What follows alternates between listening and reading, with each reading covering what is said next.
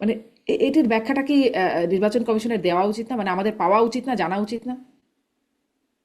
না, পাই নাই তো, কারণ আমি আমি জানি না, জানা উচিত। আপনি প্রশ্ন করতে পারেন, সাংবাদিকরা হুম। প্রশ্ন করবে।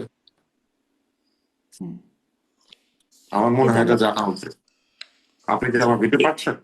আপনাকে পাচ্ছি, আপনার সাউন্ডটা পাচ্ছি, কিন্তু আপনার ভিডিওটা ফ্রিজ হয়ে আছে।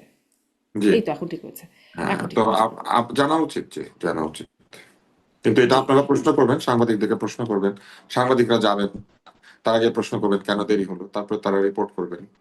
জি, ওনারা তো আগেই একজন বলে দিয়েছিলেন তারা হ্যাঁ, দেরি হ্যাঁ। করবেন, ওনারা কিন্তু এটা বলেছিলেন যে ভোটের ফলাফল দিতে দেরি হবে। ফলাফল দিতে, কিন্তু ভোট ভোটের হার একটাই ছিল। জানাতে কেন দেরি হবে? দেখেন, ভোটের ওনাদের কাছে একটাই ভোট ছিল, সেটা হ্যাঁ আর না ভোট। সরকার তো এই ভোটে অংশ নিয়েছে। হ্যাঁ তো সরকারের পক্ষ, আর না হচ্ছে জনগণের ইচ্ছা। তো এই ভোটের যে ব্যালট তারা বানিয়েছিলেন, সেখানে একটা টিক মার্কও আগে বসিয়ে দিয়েছিলেন, যাতে মানুষ প্রভাবিত হয়, ব্যালট হাতে নিয়ে না বুঝে। আমি যে ঘরে ভোট দিয়েছি সেখানে তিনজনকে দেখেছি যে তারা জিজ্ঞেস করছিলেন যে এটা কি করব, এটা তো দেখি টিক মেরে দিয়েছে আগেই। কারণ তারা বুঝতে পারছিল না যে এটার উপর যে আবার সিল মারতে হবে, কারণ দেখছিল একটা বিরাট টিক। হ্যাঁ। তো এই যে বিষয়টি, এটা তো তারা করেছেন, এবং তারা আগেই বলে রেখেছিলেন যে নির্বাচনের ফল ঘোষণায় কিছুটা দেরি হবে, বিলম্ব হবে। এটা আমরা ভেবেছি সংসদ নির্বাচন, কিন্তু আসলে সংসদ না, তাদের যেটা নির্বাচন, হ্যাঁ না, সেটা তারা দেরি করেছেন, দেরি করে দিয়েছেন। তারা তো বলেছিলেন দেরি হবে, কিন্তু কেন দেরি হয়েছে বা কি কারণে দেরি হলো, এটা তাদেরই বলতে হবে। আমরা দেখতে পাচ্ছি দেরি হয়েছে, এবং দেরি হওয়ার কোনো যৌক্তিক কারণ আমরা জানি না। জি। ফল ঘোষণায় দেরি একটা, সেটিতে না হয় তাদের কিছু কাজ আছে, তাদের দক্ষতা, যোগ্যতা বা অনেক কারণ হতে পারে। কিন্তু মানে পার্সেন্টেজ ঘোষণা করতে কেন দেরি হবে? এটার মানে কোনো ব্যাখ্যাই কোনোভাবে কনভিন্সিং হওয়া যায় না। এবং নির্বাচন কমিশনে একটা প্রশ্নও করেছেন। আপনি বলেছেন সাংবাদিকরা প্রশ্ন করুক। প্রশ্ন করেছিলেন। তখন নির্বাচন কমিশনের পক্ষ থেকে একরকম একটু ক্ষুব্ধ, একটা রাগান্বিত একটা চেহারা তাদের দেখা গেছে। তারা খুব এই বিষয়ে উত্তর আসলে সাংবাদিক পান নাই। যাই হোক, যদি নির্বাচন কমিশনের কাছে অনেক অভিযোগের জায়গা আছে, তারা দেবেন কিনা জানি না।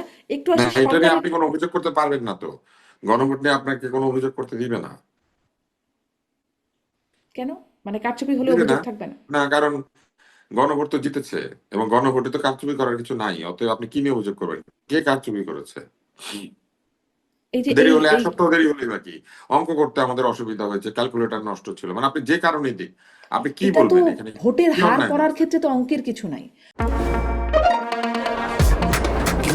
শুধুমাত্র সিটি ব্যাংকে অ্যাকাউন্ট থাকলেই করতে পারবেন গুগল পে। তাই অ্যাকাউন্ট খুলুন আজই। সব জায়গা থেকে একদম প্রিজাইডিং অফিসার, রিটার্নিং কর্মকর্তা থেকে নির্বাচন কমিশন রিপোর্ট সাথে সাথে চলে আসছে এই ডিজিটাল যুগে। তাহলে কেন হ্যাঁ, দেরি কিন্তু হবে? আপনি এটার ভোটের হার পাই নাই বা দেয় নাই, দেরি করেছে, এটা কি অন্যায় হয়েছে? এটা অন্যায়টা কি সেটা বলেন। আচ্ছা, মানে জানানোটা কেন কোনো হলো না অন্যায় হয় নাই, এটাই প্রশ্ন। ব্যাপারটা জি। বুঝতে পেরেছেন? হ্যাঁ, দেরি করেছি, ব্যাস দেরি হয়েছে, ব্যাস এইভাবে তারা ঘাড় ঝাঁকিয়ে বলে দিবেন কিন্তু। কারণ এই ভোটটা তো আসলে তারা ম্যানিপুলেট করেছে। এই ভোটটা কারচুপিটা অন্যভাবে হয়েছে, এটা কারচুপি করতে হয় নাই, এটা নিজে নিজে একটা কারচুপির ভোট। হুম। এটাতে আসলে মানে আমরা দেখেছি যে সরকার, আপনি বলছিলেন সরকার একটা পক্ষ, হ্যাঁ দেখেছি সরকার নিজেরা পক্ষ হয়ে এটার প্রচারণা করছে, কিন্তু নিজের সরকারের পক্ষ উদ্দেশ্য কি? নিজের পক্ষ নিজেকে সরকারের হারতে উদ্দেশ্য কি? দেয়? যেটা সরকারের পক্ষ সে হারতে দিবে? এটা তো আলী রিয়াজ বনাম জনগণ। কিন্তু সরকার আসলে কি পাবে? তারা তো ক্ষমতা ছেড়ে চলে যাবে, এই যে শপথ গ্রহণ হবে, না, যে তারা তো যাচ্ছে চলে তো, যাবে, আমি কি পেল? এইমাত্র একটা ফটো কার্ড দেখলাম দেশ টিভির বরাত দিয়ে।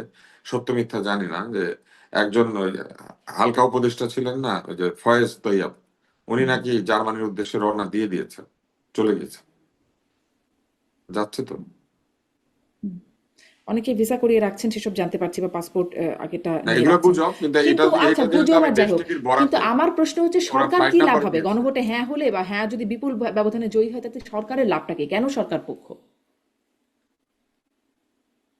তাহলে এই সরকার যে উদ্ভট কাজগুলি করেছে সেগুলো বৈধতা পাবে।